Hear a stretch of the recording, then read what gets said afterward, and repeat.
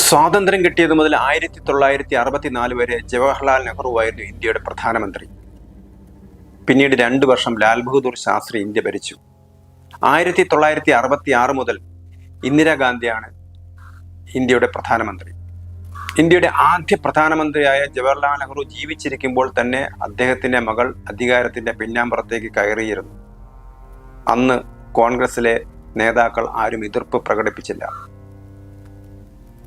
ഇന്ദിരാഗാന്ധി പ്രധാനമന്ത്രിയാവുന്ന സമയത്ത് ആകെ എതിർത്തത് മൊറാർജി ദേശായി പോലുള്ള ചുരുക്കം ചില കോൺഗ്രസ് നേതാക്കളായിരുന്നു.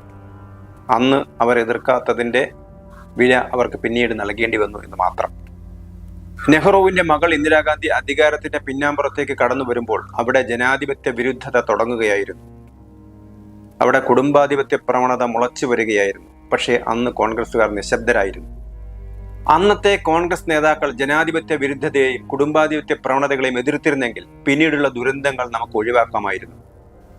1969 കോൺഗ്രസിനെ ഇന്ദിര പിളർത്തി. കോൺഗ്രസിലെ ബഹുഭൂരിഭാഗം നേതാക്കന്മാരും സംഘടനാ രംഗത്തായിരുന്നെങ്കിൽ, അല്ലെങ്കിൽ സംഘടനാ കോൺഗ്രസിലായിരുന്നെങ്കിൽ, ഇന്ദിരാഗാന്ധിയുടെ കൂടെയുണ്ടായിരുന്നത് അധികാരം മാത്രമായിരുന്നു. പക്ഷേ ആ അധികാരം ഉപയോഗിച്ചുകൊണ്ട് അവർ കോൺഗ്രസിൽ തൻ്റെ ആധിപത്യം നിലനിർത്തുകയായിരുന്നു ചെയ്തിരുന്നത്.